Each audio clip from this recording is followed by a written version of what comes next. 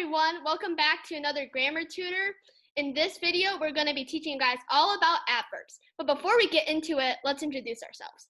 Hi, I'm Eileen, and I'm going to be going into 9th grade this year. Hi, my name is Dasang, and I'll be going into 11th grade. And I'm Grant, and I'm going into 9th grade. So today, just like Eileen said, we will be discussing adverbs. If you haven't watched our previous videos, make sure to do so. We will, I think we covered the first 6 parts of speech in our previous uploads. So for adverbs, Grant? Okay, so adverbs basically just describe a verb. It's a word that describes a verb. So adverbs are words that help to modify verbs, even other adjectives, and even other adverbs. So, but mostly describe or modify verbs, as the name suggests. And many adverbs end in ly. As you can see in these examples, we have 3 examples here: quickly, softly, and happily. So those all end in ly, and many adverbs will end in ly, but not all. So an example sentence using an adverb would be: the dancer leaped gracefully across the stage during her performance. So gracefully here is the adverb. It ends in ly, just like most adverbs. And gracefully describes how the dancer leaped. The verb is like leap or leaped. That the gracefully just describes the leaping, the dancer's leaping. So that's the adverb that describes the verb of leaping. So gracefully here is the adverb. Eileen? Okay, so these conjunctive adverbs are used as transitional words, and they're also a special type of adverb. And conjunctive adverbs are transitional words, and what that means is that they're used to connect 2 independent clauses together into like one sentence. Okay, so they're usually located at the beginning of a sentence. That's where you're gonna find most of them used, but they can also be used in the middle or the end, so basically anywhere in the sentence. And they can also be used just as normal adverbs, as we talked about on the previous slide. Okay, so here are some examples. So accordingly, therefore, however, instead. So they can all be used as transitional words, and those are just some examples of conjunctive adverbs. Okay, here's an example of where you can use it in a sentence. Okay, so Anthony kept getting off task in class, and then period, and then therefore he got in trouble. So therefore is used at the beginning of a sentence, and it's linking together 2 different like statements and ideas. And we have a few more examples of conjunctive adverbs over here. The first one is: finally, Bethany finished her homework and was ready to go to sleep. So in this case, it is the adverb finally is also at the beginning of the sentence, but this is not the case for the next example, which says, little by little, however, Martha's fear of spiders started to go away.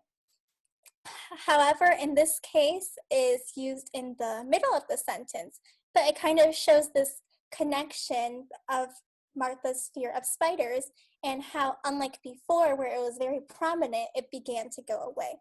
So in this sense, we kind of see how adverbs are used to show relationships between phrases, ideas, and concepts, just to make the writing sound smoother and allow the reader to understand these like ideas and concepts. And here's one where the conjunctive adverb is at the end of the sentence. It says, Spencer was supposed to be practicing piano, but he decided to procrastinate instead.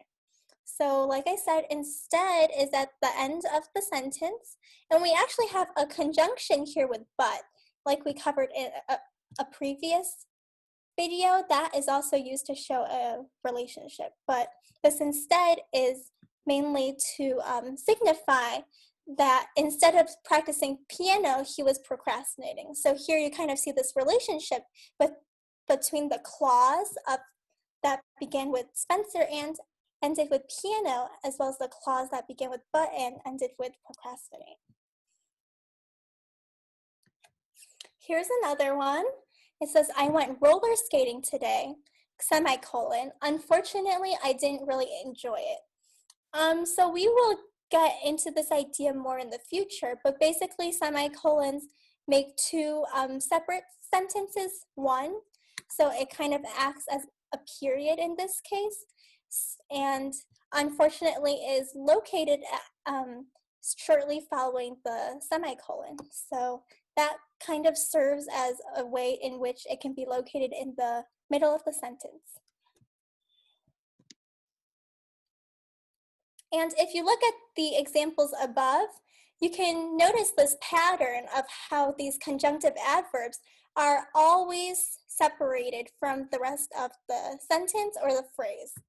Like you see here, they can be separated by a set of commas, which is what you see in the second example with Martha's fear of spiders and however, because it is like kind of an additional phrase that is like not necessary to like comprehend the sentence. So you will be separating that with a set of commas.